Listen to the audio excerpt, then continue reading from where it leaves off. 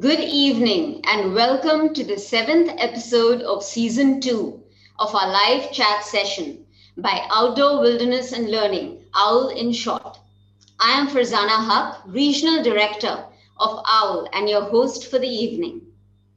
OWL conducts curated sessions and insightful workshops with renowned speakers, trainers, and facilitators around leadership, management, innovation, and public speaking.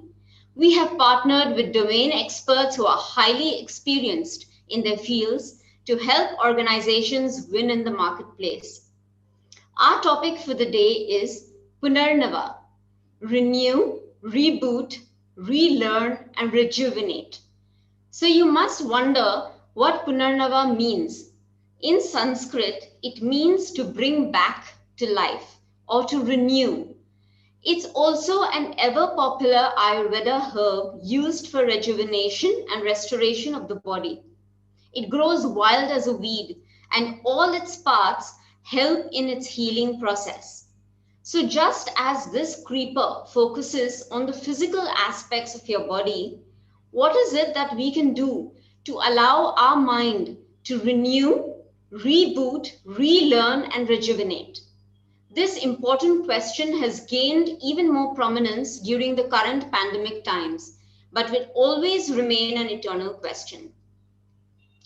Today's guest on the OWL Chat Show, Dr. Ananda Shankar Jayant, has lived these principles in her life. She is one of India's foremost classical dancer, choreographer, and dance scholar. For her contribution to the field of classical dance, Dr. Ananda was conferred the Padma Shri, India's 4th highest civilian award, in 2007, and the Sangeet Natak Akademi Puraskar, India's apex cultural body, for Bharatanatyam in 2009. Her TED Talk of 2009 has been ranked as one of 12 incredible TED Talks on cancer. And in January 2015, Huffington Post rated the talk as first among 5 greatest TED Talks by an Indian. That's a huge, huge achievement. Ladies and gentlemen, it is my honor to welcome our special guest for the evening, Dr. Ananda. Good evening, Farzana, and thank you so much, Outdoor Wilderness and Learning, for inviting me to this session. It's indeed a great honor and privilege to be here. Thank you so much. It's such a pleasure to have you on this session, Dr. Ananda. Thank you. I will give the others a little bit more brief about what you've been doing. As the artistic director of Shankarananda Kalakshetra, Dr. Ananda leads an academic acclaimed ensemble besides training and presenting the next generation of Bharatanatyam artists. Her artistic body of work spans mythologies and abstraction, historical chronicles and women's studies, poetry, abstraction, philosophy, and humor. Good evening and welcome to our show, Dr. Ananda, and thank you for taking out time from your busy schedule to talk to us today. Thank you for inviting me. Dr. Ananda, let's start at the beginning. To get an essence of how dance entered into your life, you started learning dance around the age of 4. Yes. What happened from there? A few insights into your journey. Uh, well, I mean, most of us in South India are introduced to an art form by a parent. So my mother, who was herself a musician and a violinist, wanted her daughter. I was her firstborn, and she wanted me to be introduced into some art form. And of course, dance was on the top of it because she herself wanted to be a dancer. So we live in Sikandrabad, and she took me to a temple nearby, and I was all of 4, chubby 4 actually. And in that temple, which is still there in Sikandrabad, there was this senior lady who looked at me and told my mother, "This child has big, large eyes, so you must teach her how to dance." And my mother said, "Well, I really wish, but I don't know who's a guru. I can't find a guru." I mean, I was 4, but she was already looking for a guru. And this lady said, "Well, I teach, and I will be absolutely delighted to have her as my student." And that's how my journey actually in the world of dance began in the holy precincts of a temple where a guru actually spotted me. So I think the path started there, right there. Right. And then it went on. It moved on to, I studied further. I went to other teachers. When this teacher moved away from Right. the city, I studied, and then I won an All India gold medal, as a young 11-year-old. And then I was invited on a scholarship to study Bharatanatyam in Kalakshetra, Chennai, Right. which was founded by Rukmini Devi Arundale. And so I went to Kalakshetra at the age of 11 to be a full-time student of Bharatanatyam. Okay. So that's been an amazing journey, and that's how you started.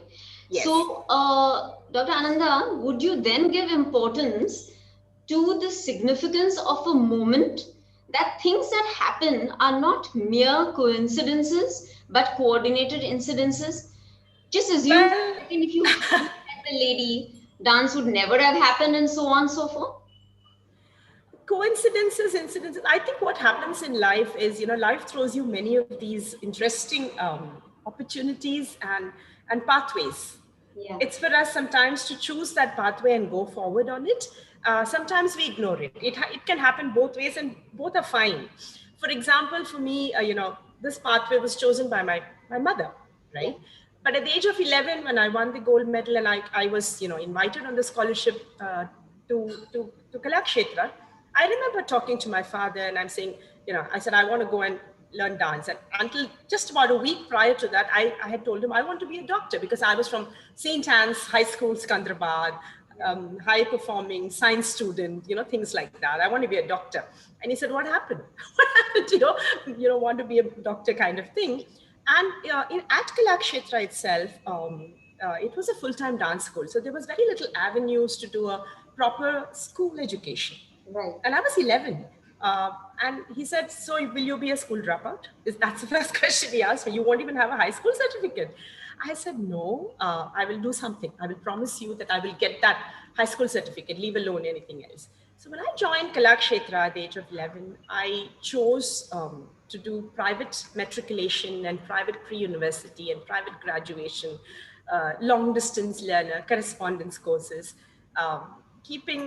trying to, very early I decided that I must have this quote unquote education that, middle class India loves. But then it was important and it worked for me later. So I think investment in a passion very early, as well as studies. And also I think at this point of time, I will, it's incredible that my parents actually sent an 11-year-old to a hostel in Kalakshetra, Chennai, to study Bharatanatyam with no clarity of whether this would be a career choice, whether this would be, he just indulged in a passion. And I think there is a learning there that, how parents can look beyond the usual paradigm of education, educating your child, and how you can look beyond the usual frameworks of how life can pan out. Very interesting. Yeah. That's very interesting. I think your parents must have been very forward thinking people to have, that much of courage to send you at the age of 11. That's very amazing. Uh, in dance, Dr. Ananda, every action and every eye movement, right, has a significance. Does that therefore also transcend into life? I think both impact each other, life and art. I think art imitates life, life imitates art. So when we look at when we talk of dance, well, we have a shloka which goes yato hasta tato drishti. Where your hand goes, let your eye follow. Yato drishti tato manaha. Where the eye goes, the mind will follow. Yato manah tato bhava. Where the mind goes, there your expression of feeling or emotion will go.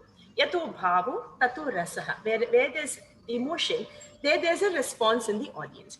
Now, yato hasta tato drishti tato manah tato bhavo tato rasaha. Simple, very straightforward impact on the dance world. But if you extrapolate it to the world of life, I mean to life itself, it's about how you can focus your mind. So finally, it's talking about being focused, attentive to the work at hand. Uh, and when your mind is focused to the work at hand, your emotions follow. And when your emotions follow, I will interpret rasa as your own reaction and the way you live life. So I think there is a connection in what you learn in your art form and how you can bring it to your life. And this happens not just with dance, with any art form for that matter. Very true, very true. And coming, Dr. Ananda, to the topic for today, which is Punarnava, you describe it as 4 R's, right? We say renew, reboot, relearn, and rejuvenate. Right. How does this relate to your life's history? Renewal is a daily aspect of our lives. All our cells are constantly renewing. We've all been rebooting and relearning and trying to rejuvenate during this 1.5 years of the pandemic, and continuing. Yeah. And I think without our knowledge, we have fallen back, all of us, I mean, all of mankind for that matter, across the globe. I think we've all fallen back into that essential quality of humanness where we, dip deep into who we are and pull ourselves out. I think all of us have done it. And I think what has really happened to most of us is we've started re-looking at the word barrier, obstacles, as challenges, as milestones. And I think if we're able to make that shift, I think that's how most of us have been able to ride out the pandemic as much as we have done.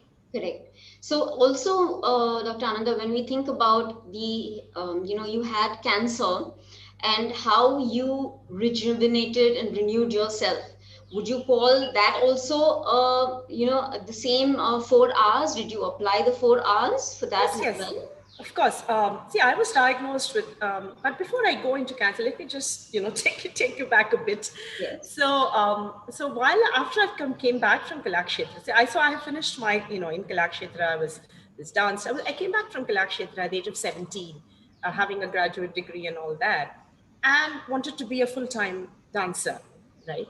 Wanting to be a full-time dancer, and then you realize that the outflow in dance is far higher than the inflow that you'll ever get. Right. And that pushed me to upscale my education. I went on to do an MA, MPhil, and all that. And of course, I went on to be a bureaucrat. I joined the civil services, but and was constantly engaged with my art. Yeah. Constantly, that engagement with my art continued. So I'm talking of almost a 3.5 decade engagement with the art.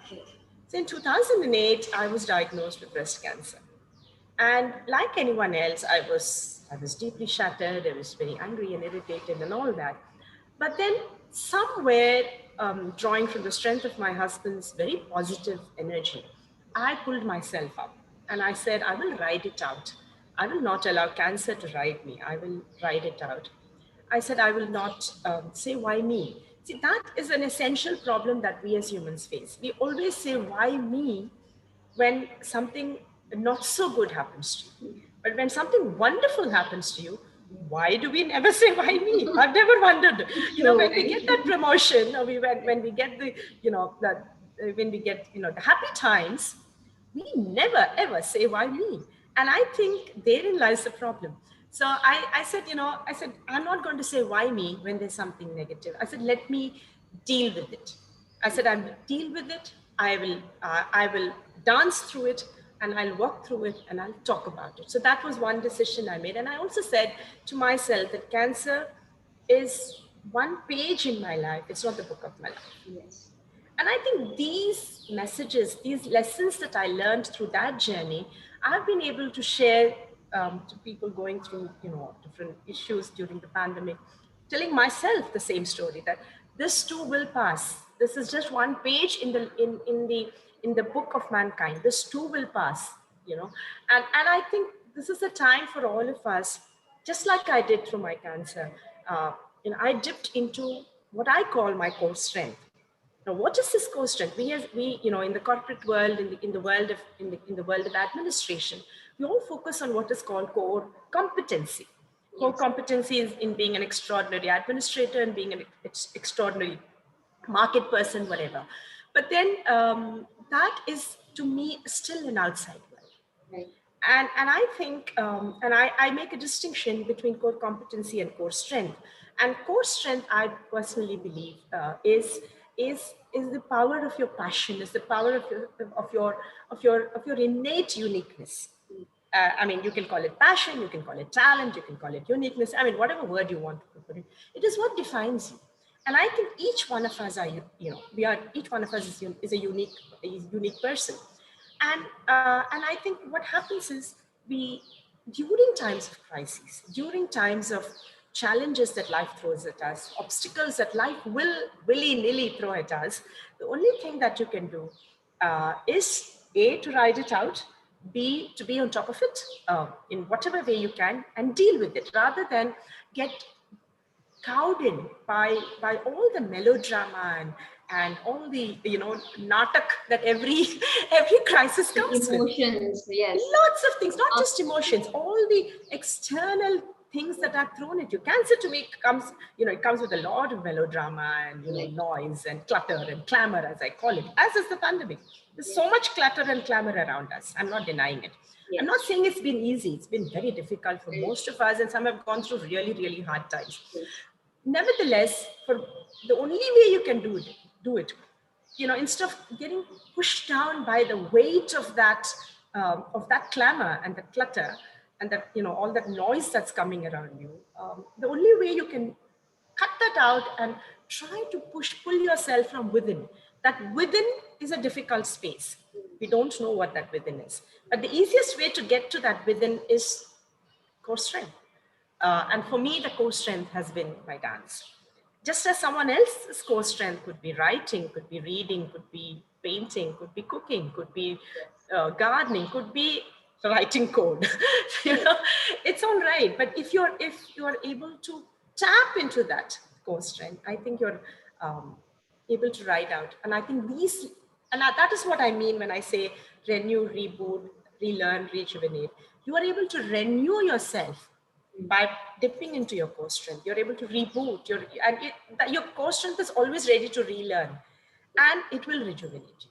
So I that has been my recommendation across the board.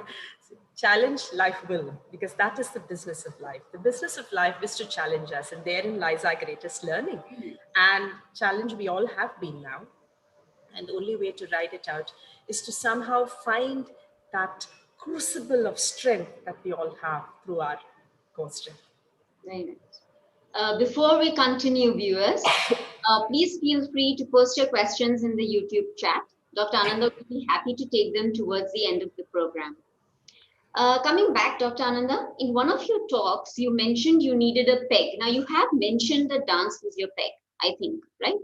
to pull you out of your thoughts of continuously living with cancer that have fogged your mind. And you use dance for this, as you mentioned right now. Okay.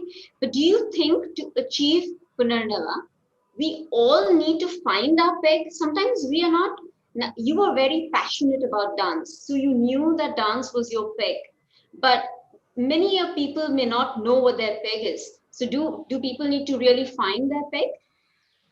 Yes, I would think it's not that we don't know, it's just that we don't focus on it. I think all of us have something that we love to do, come hell or high water. All of us will have something we always loved it, we want to do. We want to retire and do something. It's always like that.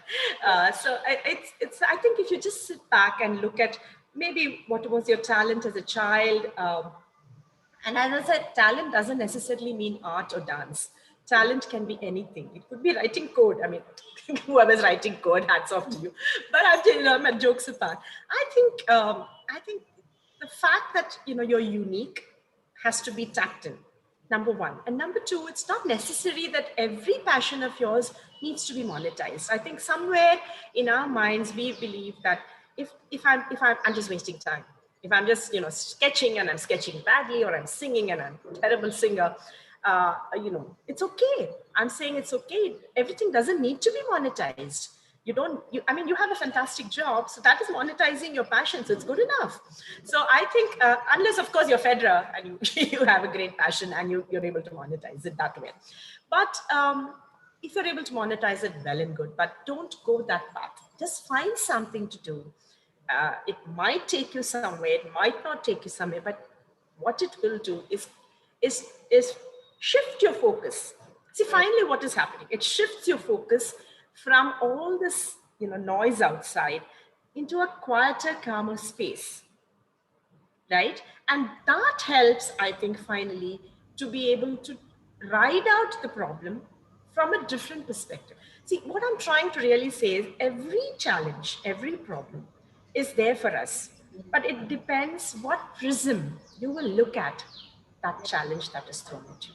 Correct. If that prism is going to be one of being very defeatist, or one that is going to say, yahi hona hai, this is my life, that's one prism. So what prism you look at, what is being thrown at you, will help you write it out. And so I will go back and say, maybe if you're already having something to fall back upon, you're focusing on it, your mind is focused on something that is better and different and far more, makes you feel better, makes you feel happier, then the prism that you're looking at, the challenge, in the prism, that the view that you're looking, the glass that you're looking at the challenge will shift. Correct. And when that shifts, your mind shifts. Yeah. And when your mind shifts, the reaction to the challenge shifts. And when the reaction to the challenge shifts, you write it out better. Because finally, what you're doing is you're training your mind to look at a problem differently. Because as I always say, mind really is the final frontier. Absolutely. And how you, and the mind can be rather a monkey, right?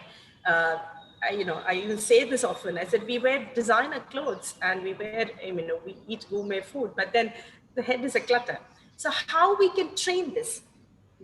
With all these, inputs that keep coming from the outside, the only way you can still the mind and calm it, and, all of us may not be able to meditate at the high level of yogis, but if you have a passion, that some kind of a meditative influence happens, shifts the focus of your mind, shifts the prism of your view.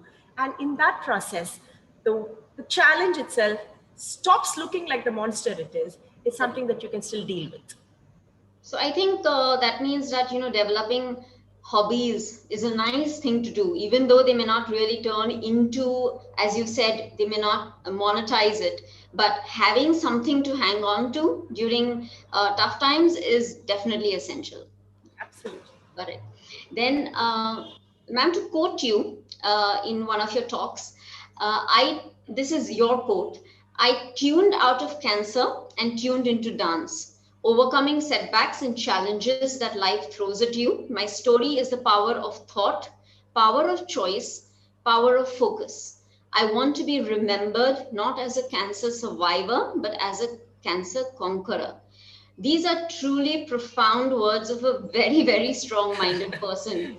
That's for sure. What made you stay so strong? Were you always that way from your childhood, strong minded, or the situation in which you found yourself in suddenly forced you to be? And one more add on thing is that you also say you're a cancer traveler. We're really keen to know what you actually mean by that. It's so Lot of interesting. questions Really there. want to know. That's Yes. a whole It's a lot of defined questions. thing, and you need to talk to us about how you are so strong. Did you come out to be the strong, or were you strong right from your childhood? Did the situation make you strong? And of course, what do you mean by when you say you're a cancer traveler, you're a cancer conqueror? What is the meaning? Okay, if I miss some question, just come back and let me know. Yes. Yeah, so yes, from childhood, well, I've had a very, very strong mother, and she would always say it's all right, it's okay. Probably that was one aspect which happened. Hostel life, anyone who's been in boarding, that you get strong. And of course, if I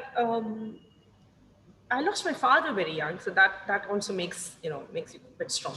But more importantly, I think during my cancer journey, it was the strength of my husband Jayant, which helped me, pull through, because that was a difficult time, in the sense, I mean, you're at the peak of of your career. You're at the top of everything. You've just received the Padma Shri in 2007, and in 2008 this hits you. So for me, more than the fact that it's hitting life, for me it was like, oops, it's hitting my dance career. So that was the big thing. I'm like, this cannot happen. And I remember Jan telling me, it's okay, take this break. This is just a hiatus and you'll be behind it. And of course, that led to all those, those 3 sentences that shaped, like I mentioned earlier, cancer is just one page in my life, and I will write it down. But more importantly, I think the strength comes from those within, of course, within you. Strength comes from the fact that you're able to fall back and onto your dance. And that was a decision I took very early. I said, I'm going to dance through it. I'll deal with it and dance through it. I said, I'm not going to have this cancer. I'm going to make it dance. I played with the alphabet. I said, it's easier that way. Yes. Second thing is, of course, I had fantastic medical support and all that. And my husband all said he didn't. In India, we tend to mollycoddle someone who's unwell, right? Yeah. Anyone who's unwell, who's a patient, we tend to mollycoddle them and cosset them and say, "Don't worry, main hu na, sab dekh leta hu." But my husband, while he was taking extraordinary care of me, he said, "Just get up and do whatever you have to do. Do your yoga, do your dance. Just be with it. Listen to your body. If your body works, it's fine." And I think there another layer of strength came. Right. And I'm a deeply religious Hindu practitioner. I practice Hindu religion. And for me, all my images and metaphors and learning came from there. So I had learned this shlokam, Aigiri Nandini Nandita Medini Vishwavinodini Nandini. All of you would have heard it during Dashera.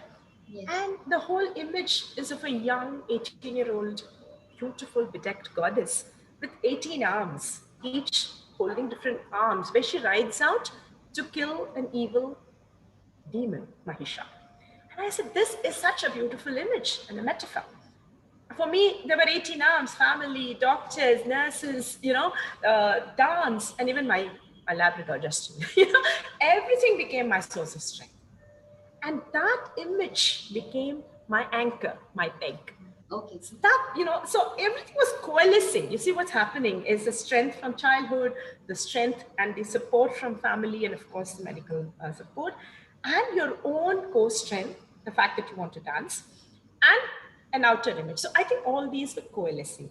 I would think these are the images that happen. Cancer traveler, I say, because cancer, I don't like the word survivor. It's such a negative connotation. Negative. Yeah, conqueror, traveler. It's like traveler sounds nice. You've been through cancer, so it's traveler. Very, very nice. Very beautiful way of putting it. Yes. So, ma'am, I want to know, you always said that, whenever we've heard you, you always said that dance is not just a passion or an art form that you've learned, it is your life. And we've heard it right now. In all your answers, you've mentioned dance as, being a part of it is your life. So, was it the perfect antidote at the time when you needed it most? Did it? Absolutely. Whether it is dance, whether it is, all everything else that's related to dance, not just performance dance, but the scholarship, the writing, the teaching, the choreography, the whole 360-degree thing. I think that became it's who I am. I think we all have that kind of who I am kind of thing. Right. Each one of us, this is who I am kind of thing. And I think what also dance did is, as I said earlier, it trained my mind. It trained my mind in a very, very strong way. It trained my mind to look at, to make the right focus. Because dance, you cannot dance without focus, right? Right. You dance without focus, you're going to break a leg. I Absolutely. mean, so there's no way you can skip focus. So that is an inherent learning that training in any art form will give you, especially a performing art. And I think training in any art form gives that to you. And core strength gives that to you. So that training of the mind became very important for me. And I want to take a minute to speak about, we talk about the mind, the mind, the mind. Have you ever wondered what this mind is? It doesn't have a physical connotation, but nevertheless, it drives you. It is who you are. I mean, whatever you do comes from this space that is called the mind. And invariably, we give the least importance to that space called the mind. We let it. So, who is the mind? What is the mind? What is it doing to you? Is it your friend? Is it your enemy? Is it your door? Is it the key? Is it the chabi to your car, or is it the kachra in the carburetor? Is it poison? Is it nectar? Is it sweet? Is it salt? These are all questions that I think at some point of time we must ask ourselves, what is the mind doing to you? So it is very easy because it strays. It can Yeah. stray. As I said, it's a monkey on a hot, it's a drunk monkey on a hot tin roof most of the time. True, But absolutely. how do you train it? How do you bring it down to, so how do you bring, so if your mind is in focus, you are in focus. If you are in focus, your life is in focus. I Right. mean, and the point is, what I'm trying to say is, if we are able to fine tune the mind to play for you and not play against you. Right. Invariably, and it happens to all of us. I keep pulling back all the time, It's always just, if you're able to look at it, allow it not to play against you, but play with you and play for you. Right. Allow it to be positive and push out the negative forcefully, just push it out. It's so easy for us to go into that spiral, into that chakkar that we call. We just go into it. But then Yes. if you're able to pull yourself thinking like that, I'm sorry to use this word, but sometimes you just have to tell yourself, enough, stop going there. And if you allow the mind to play for you, I think half your battle is won. And I tell myself, and I tell whenever I speak, that all of us are mortal. None of us are immortal. We all come through this doorway called birth, and we'll all go out through the doorway called death. It is a little morbid to be speaking about death at this point of time, but nevertheless, this pathway, B and D, is common for all of So us. everyone, Yeah, yeah. yeah, and thank God, sometime we ought to go. But between this B and D is this alphabet C, and C is not cancer, C is not corona, C is not the pandemic. C for me stands for choice. Is the choice that we as humans have been bestowed to make the right choices. We make those choices very well in the outer world. What to wear, what to eat, whom to marry, what job to have, how to spend the next holiday, etc., etc. But we also need to figure out how that C will depend on what you choose to think, choose to accept, choose to push away. I think the choice to choose is something we need to learn to implement, and that will lead to focus, and that will lead to the mind playing for you and not against you. Okay, ma'am, shifting the focus a bit. Okay, I'm coming. Too serious, too heavy. Okay. No, no, very, very interesting. Enjoying it a lot. But it's a very different aspect of what you've done actually, which is also very interesting. Now, you've used technology for the arts, right? You conceptualized and created Natyarambha, a first of its kind digital arts initiative, a Bharatanatyam practice app combining tradition with technology, which was launched in January of 2017. So it's been like, what, 3, 4 years. So, what pushed you into that? Because COVID had still not started at that time. And of course, it must have helped you during the pandemic. So, would you consider this initiative of yours something, let's say, very forward thinking? What was the thought behind it? I actually, that was a time almost. I think it was. I think it was 13 or 14. When this whole app thing came on all of us, and everything had an app. So I said, why don't we do something? So the reason why I wanted to do something vis-a-vis dance and technology is that see what happens is, like, if you're a student, like if you, Farzana, want to come and learn dance from me, Yeah. you will come to me twice a week, right? Or maybe thrice a week, maybe 1 hour, 1.5 hours. So that's about 3 hours a week or 2 hours a week. And then you go away and then you come back. So I, as a teacher, will tell you, Farzana, please go and practice and come. Now, you don't know what you have learned or what you're practicing. And this would be even more if you're a younger child. If you're, say, a 7 or an 8-year-old, you wouldn't know. I said, how to bridge this gap between classroom training and home rehearsals? How do we help that? Because we just, as teachers, we just go practice, and it doesn't help. And that's when this whole idea of creating, bringing technology in to help that process triggered in me. And of course, it took a long while. We waited for technology to come in. At that point of time, maybe in 13 or 14, internet wasn't very heavy.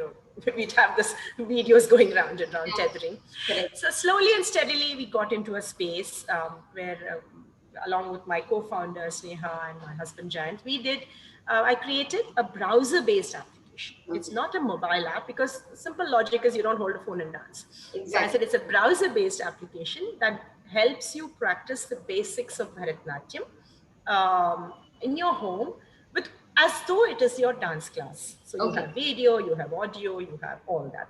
So it's different from a learning app. It's a practice app. It's okay. just getting, and during the pandemic, I'm glad you asked this question. It has been a great support. I've been getting extraordinary responses. It's followed Exactly. across the world. It's a lot of responses saying, I'm so happy, this was there. I could practice, because all of us want to practice and keep our body in shape. Yes. So it's not just for students, but it also became helpful for young teachers when they go and teach, to understand what is the mnemonics, what comes after what. And it became a kind of a community that started building around it.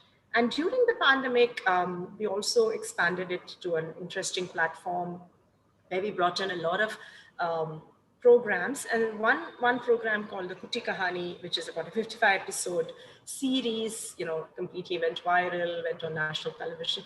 So I think finally technology was supporting the arts in a very interesting way, and I'm very happy that we were able to Be there be at there. the right time at the Right, right right. place.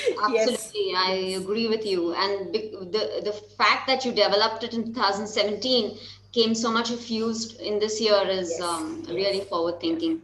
So, just a question on that, a small question. Is it live sessions that happen there, or are they recorded sessions? No, no, they're video recorded sessions. Recorded sessions. It's all already there with practice. So it's not a learning app, as I said. It's not like a Yeah. teacher saying, lift It's your a hand. practice app. You've already learned. You just put it out and practice, because then you come back to the dance class without practicing the wrong thing. Got it. Very nice. Okay. So coming, ma'am, again to the pandemic. Now we feel that there's hardly anyone who hasn't gone through tough times, especially through the second wave. Were really tough for most people, personally or experienced it for their relatives, friends, or colleagues. In what way would you prescribe them to achieve Punarnava, where they could start and want to renew? So a lot of people, what has happened during the pandemic, have kind of stopped going ahead. Their minds have kind of blocked. How would you suggest them to move forward and rejuvenate? Yes, it has been difficult, because you're almost cloistered at home.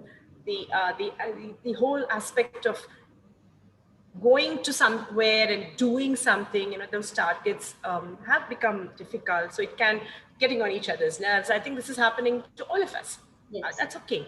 But the world is in that space. So instead of just dwelling in that space, like, oops, this is happening to me. Why am I stuck at home? Why am I in this space? The whole world is there. So it's all right. So how you think about it. And also, I think pulling away from the clutter that is thrown around you, all social media, everything is so full of negativity. Yes. So the only way you can really look at this is to look at what is positive for you. What is it? What works for you? What inspires you? What is it that you will do anyhow? Go back to it again and again and again and see how it changes you. I think that is important. And I think for all of us, I want to digress a bit. I also wanted to share that while I've been talking of my dance completely, but I'm also a serving railway officer. Yes. I serve from the Ministry of Railways. And I think that I'm able to bring that, what I, by serving, by being in a straightforward, normal, job, I'm able to take care of my passion better. So I think that is something many of you might be wondering, how did she manage to continue her dance? Because I was able to cross-subsidize it. That's a very government word. Cross-subsidize it with my railways. And sorry for the metaphor again. I tread two parts like a good railway officer, both railways and dance. That question is also going to come, ma'am, later on. Oh, did I jump It is into it? there, Sorry. yes. So I have here one more question. So we've always seen, ma'am, that is the strength of the near and dear ones that help in achieving Punarnava. You've mentioned in one of your talks also, and you mentioned it today as well. The strong support that your husband gave you. Yes. He showed you the way forward, the rosier picture, ensuring you to think beyond cancer. But just a question here, and it's an important one because we've seen this particularly in the pandemic as well. All these supporting persons, when they have faced losses, lost jobs, have been put in dire conditions themselves, what is their way to Punarnava? So the focus is never on them. They've been the supporting factor, but Right. what happens to them? See, support is not a permanent space. In any relationship, whether it's official, whether it's personal, the support is always a two-way process. Right. Like you and I are friends, Farzana. If I'm going through something, you will come and give me your shoulder, and vice versa I will do for you. And I think that is true of every relationship. There are people who are very strong and who support everyone around them, and when they are unwell or they need support, it is imperative that the rest, you know, you know, band around them and Right. yeah, support them. I think that is the way of life, I would think, and I think that's what all of us do. And I don't think anyone doesn't do that. I think all of us somehow pull something up. You know, if, uh, if one is down, the other has to be up. Has to You be. have to work. That's the only way it works. Kind And of that's a how it works in any philosophy. official team, also, right? Yeah. Okay. And I was listening to all your speeches, ma'am. And during your speech, and this was a live one, very beautifully said at the Indian conference at Harvard. You mentioned on the importance of cultivating an alternate passion. So why is that important? So you did mention earlier, why you need to have a particular habit, a passion. But you were talking to these students from Harvard, and what message did you want to give to them actually? A message that I want to give everyone in the workspace, in the working environment, in the corporate, government, private working environment, in the a message that while you're chasing your core competency, I go back to that. While you're chasing jobs, while you get that extraordinary job, extraordinary position, the first thing you sacrifice at that altar, please just look within and you'll understand what I'm trying to say. The first thing all of us do when you get that extraordinary posting or job, the first thing you do is you align with the corporate image, which is fine, Yeah. but you also sacrifice your uniqueness. Right. And it's unfortunate that workspaces demand that out of you. It is a fact of life that most workspaces kind of push the uniqueness out and want you to align and confirm. And we do it because that's the easiest way to do, because that's what is expected. Right. But somewhere, I think we should not allow that bubble of uniqueness to burst or to be destroyed. However much you want to rise in the corporate world, in your government space, there is enough time. Because 24 hours is a long time. There's enough time for you to be able to nurture, nourish, and cherish your talent, your uniqueness, your passion, your core strength. Because that is what will come to your rescue and will support you in big time when life challenges you. Very And nice. this is what I mentioned. And Absolutely. I keep repeating this in every forum possible. And I request, leaders out there, corporate leaders out there, to please ensure that while you have your team aligning, please also encourage them to grow their uniqueness, because that will bring back creativity to the table. Right. Every unique, the more unique you are, the more creative you are, the more innovative you are, the more courageous you are. Creativity, brings courage to the table, brings uniqueness to the table. And I think it's corporate leaders and leader administrators out there. It's the best thing you can do is while they align, while the workspace aligns, each one must be a unique. It's like a garden of flowers. Every flower shouldn't be similar. Right.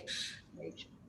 And I'm coming now, ma'am, to that question because yes, it is inquisitive, definitely Right. inquisitive to know. You always maintain that dance is your life. Then there is that question that comes to our mind: why have you opted for a job as an administrator in Indian Railway Traffic Service and not just focused on dance as both a passion and a profession? The reason being, as I said, as I was a young dancer, that was my initial idea, to live dance, sleep dance, work dance. But then, as a young dancer, the outflow of this expenditure on dance is far more than what I would have commanded as a young, the inflow that I would have commanded, right, as a young dancer. So I said, and I was dipping into my middle class parents' nest egg, and I said, this won't do. I have to do something to support this passion. The passion itself might not be able to give me that kind of money to support it, leave alone. So that's when I decided to grow myself. I went on to do a master's and an MPhil and all that, and upscale my academic skills.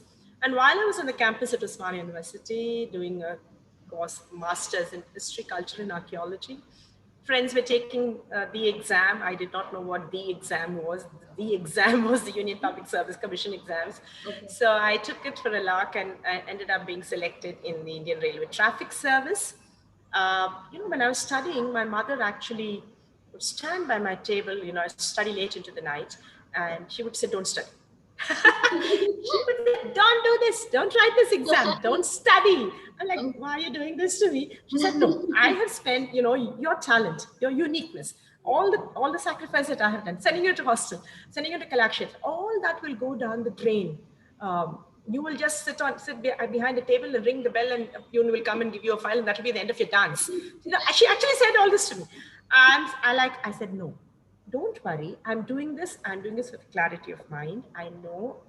She said, no, you'll get through. I know you'll get through. I said, okay, thank you for that. But I will do both. Don't worry, I will do both. And I promised myself and her that I will tread both paths.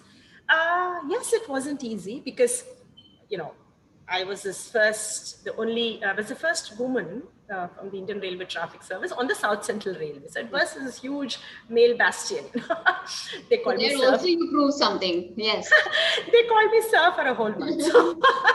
So and of course, like well-meaning colleagues, and organizational stereotypes hit me. It hits all of us. And they said, bus bhi karo, abhi you arrived, you got this, all India services job. Now why do you want to dance, kind of thing. So I said, no, I will tread both. So I reworked everything. So you have to navigate and negotiate. You all know how much navigation and negotiation happens with your team, with your Yes, superiors, with your yes, team leaders. yes. So I did that. I navigated, I negotiated. I moved my rehearsals to 6 a.m. in the morning. Nineteen.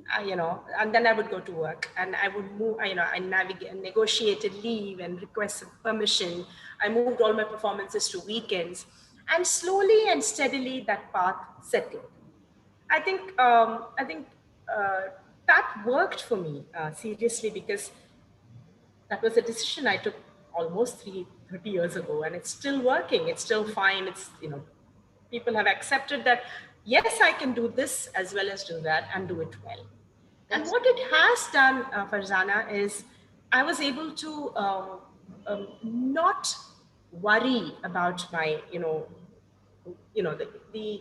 the income, right. what you bring to the table. Right. That was something that was taken care of. And my dance continued without that worry.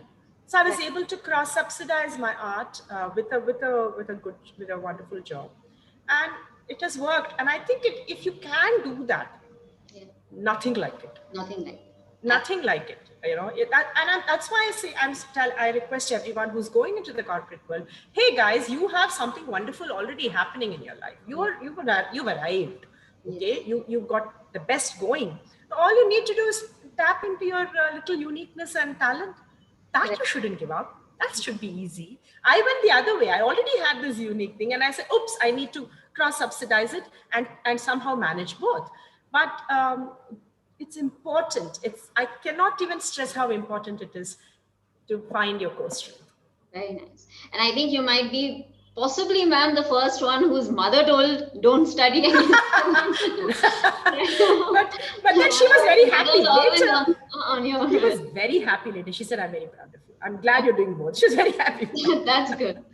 Now, ma'am, being a very strong and independent woman yourself, would you consider being an do you consider yourself as being an inspiration or a face? Because there are many disadvantaged women, fighting for their rights and, walking the tightrope. So do you put yourself up as an inspiration to them? Uh, I hope I'm an inspiration. I would only suggest a few things. Yeah. Sometimes, like I tell my dancers, I will share a similar example. When I tell my dancers, my ensemble, my repertory, I tell them to leave themselves in the green room. I said, don't carry yourself to the stage. You become the patra. You become the vehicle of the story you're trying to tell. Similarly, I tell most of my colleagues, leave your gender at home, guys. We're just working together. Just leave your gender at home. It doesn't matter. You don't need to bring your gender to the table. Yes, if there is a problem, don't. There are enough mechanisms to sort it out, but not necessary to constantly play on that. Not necessary. It's not necessary. And today, I think we are in such a wonderful space, at least in India, that that parity is there, gender parity is there. It's not like what it used to be. So I think, and you have extraordinary HR teams to take care of all these things. Correct. So disadvantaged, I don't know. I don't know if we are disadvantaged. At least in the urban working space, educated urban Indian woman working space, I think we are all in a good space. I think it's also important not to get too taken in by all these narratives that are thrown at you. Yes, not everything is wonderful. There are issues that happen everywhere.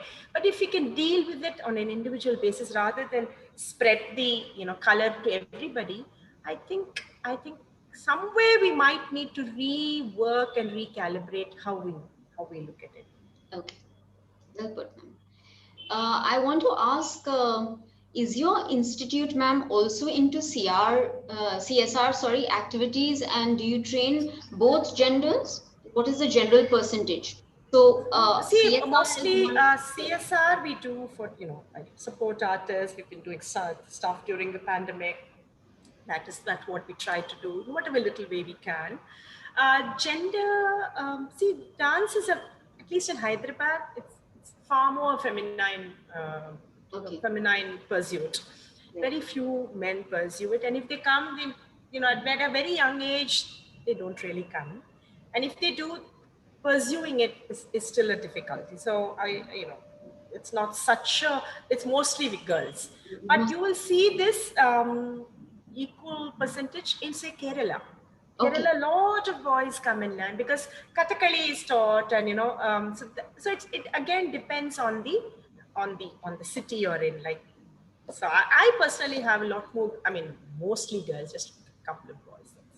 Okay. And that too, they don't. The continuing, how much you'll continue, how far you'll take it, is a big issue. But having said that, a lot of men are coming into art, into dance, and again, the same story comes back. How do you support it? Correct. So I keep telling everyone, learn your dance, support it either by teaching or support it by, or cross-subsidize it with something else. Right. Okay, ma'am. And when we talk of Punarnava in the context of the present generation of workforce that's working from home, and many are fatigued by their current situation, specifically, what is it that will help people adapt and rejuvenate? That's one thing. Besides, the hobbies, what exactly helps to move away because you're really tired of the current situation? You're just waiting for, COVID to end. How does the young workforce actually move forward?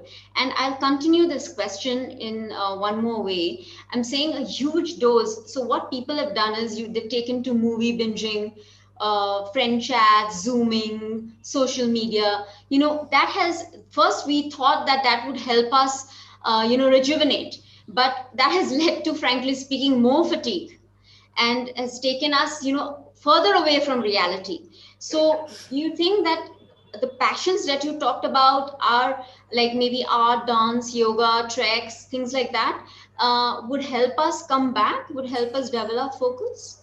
Definitely. I think the first, the, the very idea you're all working out of home, the fact is, be grateful for that. The fact is, we are in a space where we have the facility and the possibility to be continuing to earn your bread and butter and hopefully some cheese by working out of home. So the issue is, what is bothering us? If we can, peel the onion, as we call it, what is really bothering is the fact that we are unable to go out. We are kind of cloistered. If you break it down, what is it? It is, hey, I am being forced to stay at home.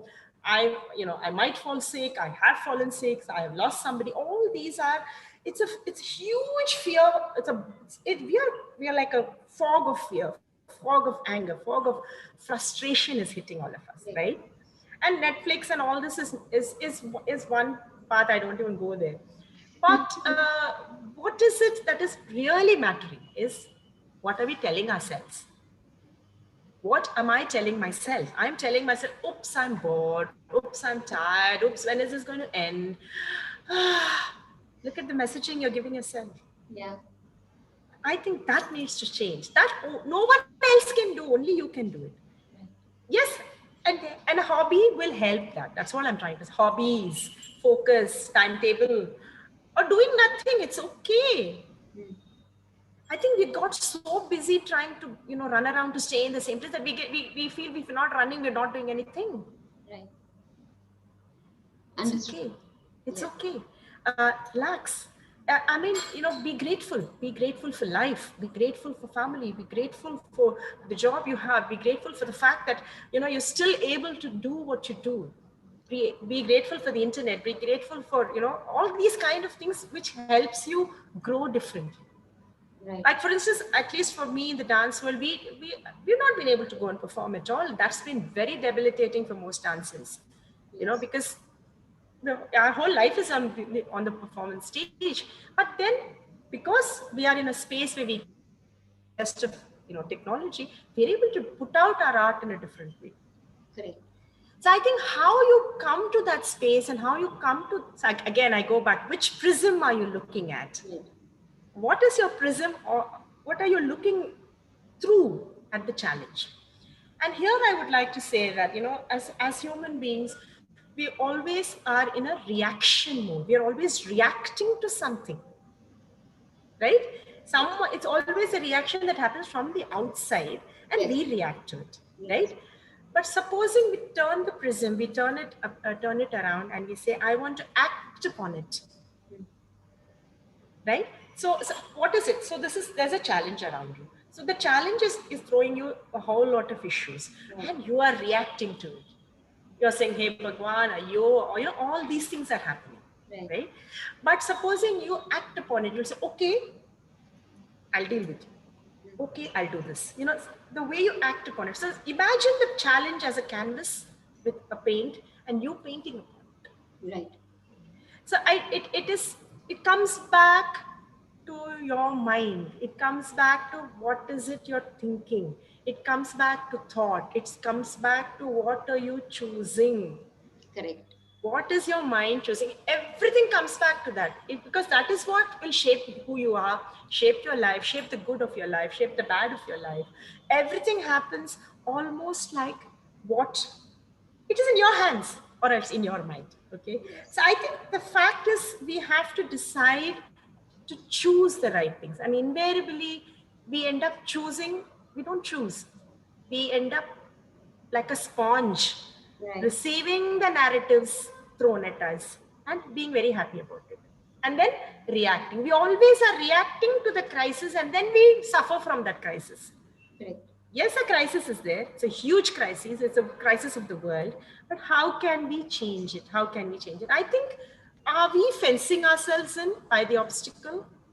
Or are we creating the fence around ourselves? These are questions that I think we must ask ourselves and choose.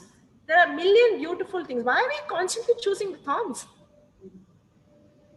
Why would you go and pluck a thorn? You would pluck a flower. Why would you do that? So I think somewhere we need to, how you choose to deal with what is thrown at you is finally yours. And finally, what will shape you. And I think that is really the trick to the whole story. The trick is to make the right choice. Right choice. And I think, ma'am, you've kind of answered our last question for today evening before we move on to, asking the questions that the audience have put. And my last question actually was that, what according to you plays on the mind the most? What is it that helps you best in relieving stress? So I think that, control of mind is what you mentioned. Would you like to elaborate a bit on that? Because that's the most important. Yeah, mind is who you are, right? That is what drives you. That is your driver. Okay, now if the driver is all cluttered and full of it needs to change, then you have to clean it up. How you can clean it? By looking at it and saying, it's not easy because you're both inside and outside. Okay, the mind is, and as I said, it's a drunk monkey on a hot tin roof. It can do all kinds of crazy things. But you have to pull back and look at it and say, hey, where is this going? Why am I going down this path? Okay, so you have to make the choice to choose. That choice to choose is something we don't do very often. Yeah. We just absorb. We just absorb everything, and then we get worked up with it. Pulls you down. So some way you have to make. I'm not saying it's easy. It happens even to me. There are days when I would probably you go like that. You want to just that expression. It goes like that. But somewhere you pull back and say, be grateful for what you have. See what you can do in a creative way. Prayer, if you're into prayer, meditation, all these things. I think there are many things that you can dip into depending on your upbringing, your background, what suits you, what inspires you. But finally, that important thing is to make the right choice, because as happiness is a choice we make. Please remember that. It's always a choice we make. Very beautifully said. I think that's a beautiful way to end the session, saying that, happiness is a choice that you make. So, ma'am, now I'm coming to the questions. We have quite a few. So I'll take a few of them. The first one is from Alifia. How do you handle a situation where your body feels really tired? You're not able to perform up to your standard. even though your mind wants to, but your body is not reacting. So how do you handle a situation like that? So you are I actually think, a very mentally strong person. yeah, it has happened with me during my cancer journey, when my mind is all ready, but my body is Right. dragging its feet, I would call. Yeah, you have to do it incrementally. You have to do it, not, you have to understand that there is a physical space. The mind might want to, take off into space, Yeah. but you will have to take the body with it. And if there is an issue, like I had, you might have a problem, you recalibrate it and rework it slowly and steadily, incremental growth. Okay. Incrementally you work on the body and step by step. And if your body is tired, that's what, my husband said, you work as much as you can. During my cancer period, he said, get up, listen to your body. If it asks you to dance, dance. If it asks you to rest, rest. Okay, at some point you have to bring that balance within yourself. Balance within you. Very nice. Then there's a question from Reshna. I think 1 second. What was your, sorry, this from Shabita. What was your most challenging dance routine? Do you have a favorite that brings you the most joy? A long question. Well, I have a lot of dance productions. I have done Jonathan Livingston Seagull, of Richard Bach, set to jazz music. This is long ago.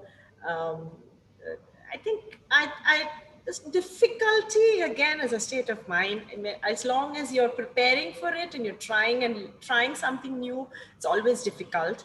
But when you go through it and you performed it, then it becomes yours. There's a little saying we say in dance.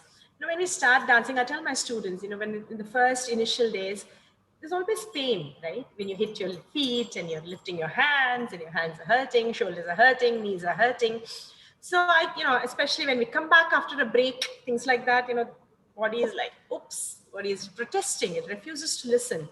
But what we do is we try and as much as possible, push through the pain, a little bit, push through the pain.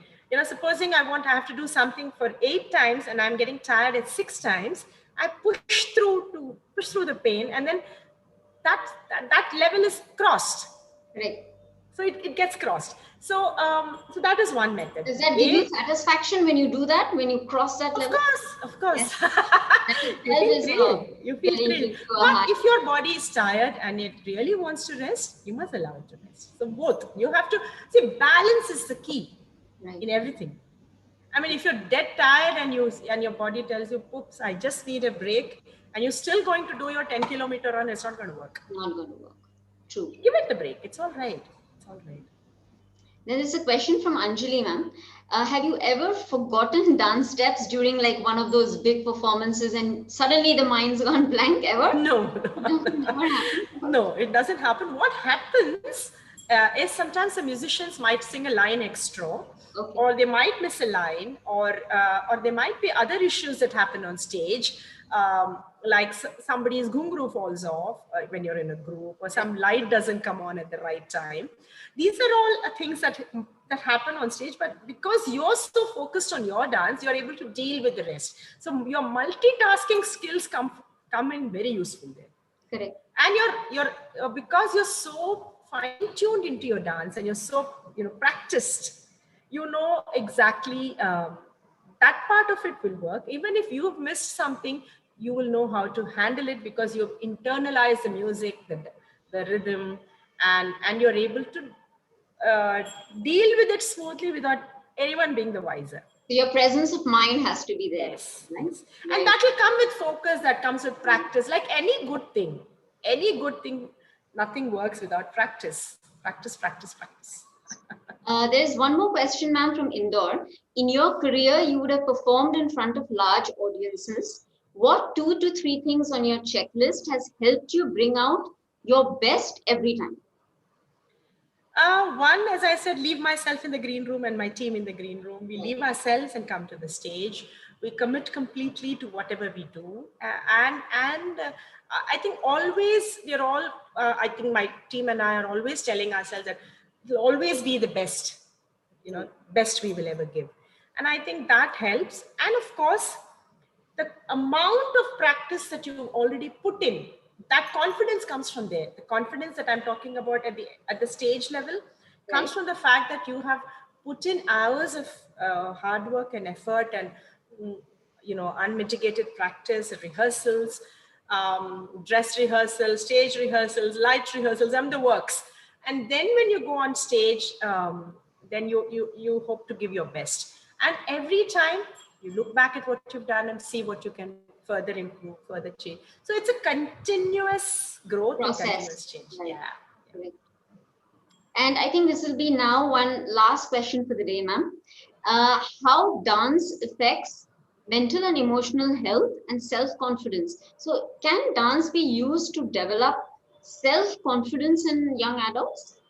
Of course, any art form for that matter makes you confident, makes you any talent. I won't even say art form. Any talent makes you definitely makes you confident because you know that it is something that's yours, right? It's something completely yours that you are dealing with and Right. you're delivering. So I think self-confidence comes from focus comes from self-confidence, attention, mind control, all this, they're all without you asking for it, they're all these lovely extras that come when you learn an art form, when you push your talent, when you push your core strength. Got it. So thank you so much. And now, Dr. Ananda, we come to the third and last section of our chat, and that's called Little Discoveries. And that's where we get to know you a little bit better, right? So I'm going to ask you 10 questions, and you can give one word or one sentence answer, but Okay. don't know is not acceptable. Okay. So this should be an interesting round. My first question to you, ma'am, is it's your big eyes that were the reason for you getting into dance. And you do have beautiful eyes, ma'am. Have you used them? The question is important. Have you used them as a secret weapon ever? Secret weapon. Well, if I have to send a message to my students or to my husband in a group, it works. It works. Nothing Just a works better than eyes. little thing. My dad used to do this to us. When we were young and we were misbehaving or something. He would just give us one look like that, and that was enough. I think I got it from him. You got it from me for sure, ma'am. Then my next question is, are you a foodie? What's your absolute favorite haunt, go-to place for some delicious food? I'm a vegetarian. I'm a complete vegetarian, and I really love Italian food, vegetarian Italian food. Right? And there's this lovely place called So in Hyderabad, where Jayant and I go very often to have. So it's yeah, not That's a the good foodie in that sense, but healthy vegetarian food, tasty food, Indian, and of course Italian and continental. Italian food. Okay, nice to know that. Does dance help you to keep fit, or do you need to also do other exercises to achieve fitness for dancing? Both dance in the early days can be it can also be a fitness routine, but to dance very well you need to cross train, you need to strengthen your muscles, your knees, your spine, stamina, energy, for all that while you're dancing. Also, if you're able to cross train with yoga as well as whatever works for you, it helps you to deliver your dance in a better way. Okay, so just a add-on thing is you practice yoga more? I do yoga, walks. Depends, it's again a very, it's a mix and match. Changing. Okay. My fourth question, ma'am, is without an audience and a connect. Now, we've seen you perform. You always performed in front of audiences. So, without that connect, dance wouldn't be done. So, how did you manage during the lockdown? Well, I really didn't focus on my own dancing during the pandemic. I was busy doing interesting products Okay. for the world of dance, for the dance community. So I did a whole lot of products, more in the inspirational space. Okay. Like on the first very lockdown, on the first day of lockdown, March 22nd, just one day prior to that, we put out a little jati, jati is in mnemonics. So, namaskaram, namaskaram, namaskaram. We just put out a 1-minute jati and we told dancers just choreograph something and put it out and say thank you to whoever you want. So we had thank yous to doctors, thank you. This was on March 22nd, 2020. Right. Okay. So in about 24 hours, we had about 350, 400 videos, all over our platform. So I think what I was trying to do from that day one is to bring the community together and to keep them inspired, to keep them doing things. So that was the first thing we did. Then we did a series called With Me, where we invited 5 senior gurus to just come and, work with you. So that was one we did. Then we did another series, which was called Punarnava. We had an inspirational series of talks by senior gurus like Padma Shri, Dr. Sonal Mansingh, Natyarambha, about their journey and their setbacks. We did that. And then, of course, we had workshops, training workshops. Then we did a Skutti Kahani, as I told you, where children from the age of 7 to 13 were invited across the country to share a story through the prism of whatever art form they knew, not dance necessarily. Right. Indic story. So that went, really viral. And now we've started another series called Tamrapatra, which is sharing of Annamacharya songs to dancers across the world. So what I've been trying to do is to use the platform Natyarambha to bring the community together, to share with the dance community and to the larger community beyond dance, which is children also, to bring Indic civilizational stories, dance, keep inspiration, all this put together. Very, very good. My next question, which is my 5th one, ma'am. If travel were open to any place in the world, now we are from the travel fraternity, so we have to ask a travel question, obviously. Travel were open to any place in the world, what's that one place you would want to go at the top of your, at the drop? I want to go to Kailash Mansarovar. I'm waiting to go there. I'm waiting for this pandemic to end to go there. Do you plan? Do you do tours? Please let me know. Opens, you get in touch with you. Thank you. Then, ma'am, my 6th question for you is any incident in history, an incident that remains ingrained in your life as a learning lesson for the future. See, it could be something not happened in your life. It could be in anything. I would go beyond history. In fact, this is a few years ago, my family and I were in Tanjavur. We were going around the big temple in Tanjavur. And we looked at it and we came around and we said, look at the legacy that built in 1010 AD and built in 10 years. Look at the height, we were just awestruck. And the question that came to us, what is our legacy going to be? And I think that message came to me from there.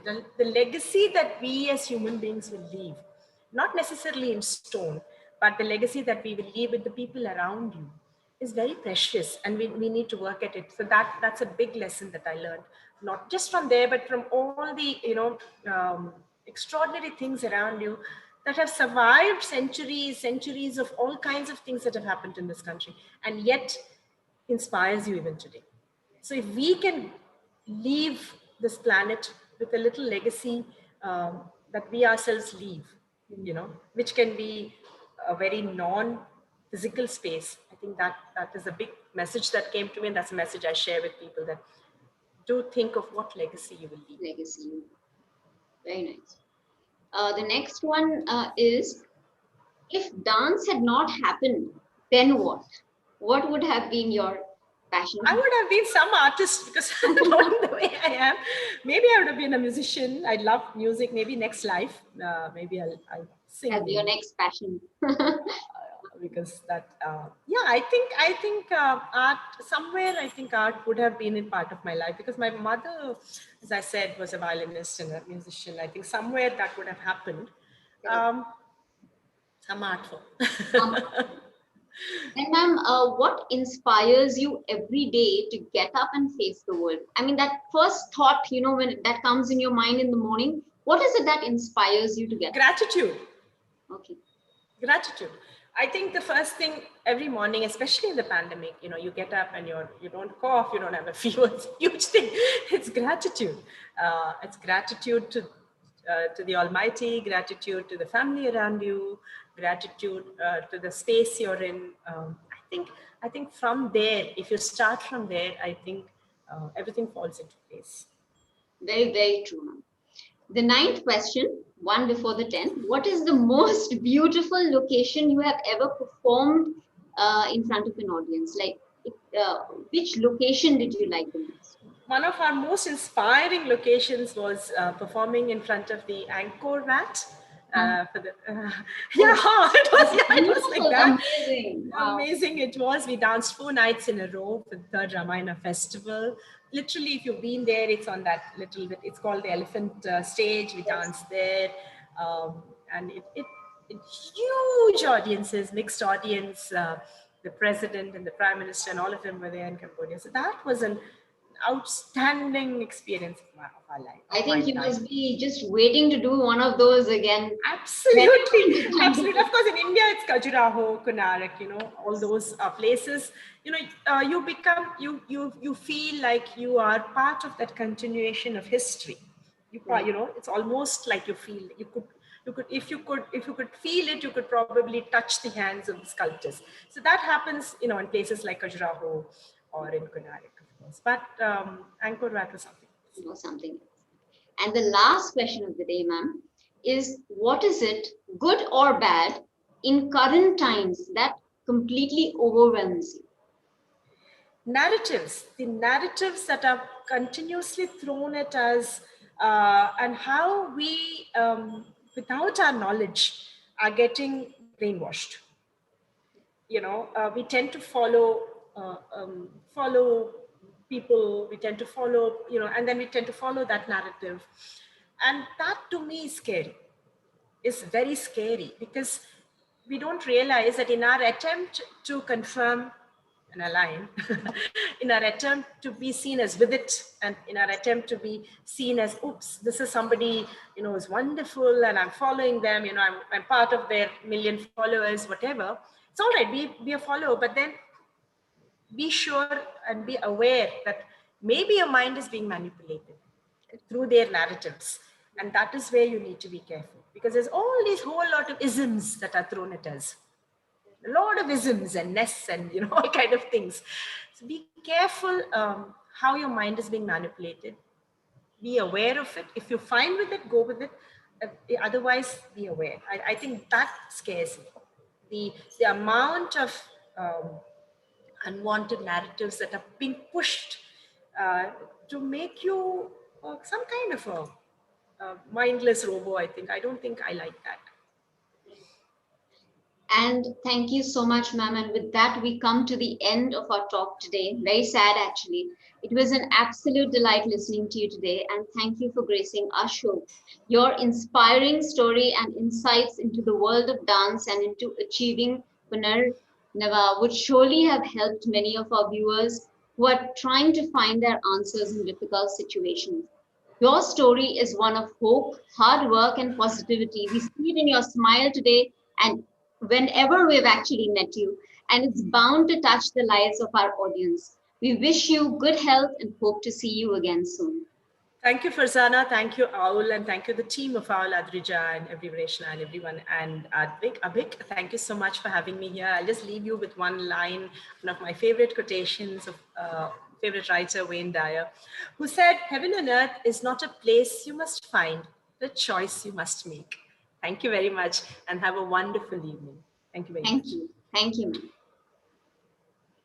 ma'am. We were talking to renowned classical dancer and cancer conqueror and not survivor, Dr. Ananda Shankar Jayant. Thank you for watching today's session brought to you by OWL. Stay tuned for more such meaningful sessions from outdoor wilderness and learning. Until the next episode, stay healthy, stay safe. This is your OWL host for the evening, Farzana Haq, wishing you goodbye.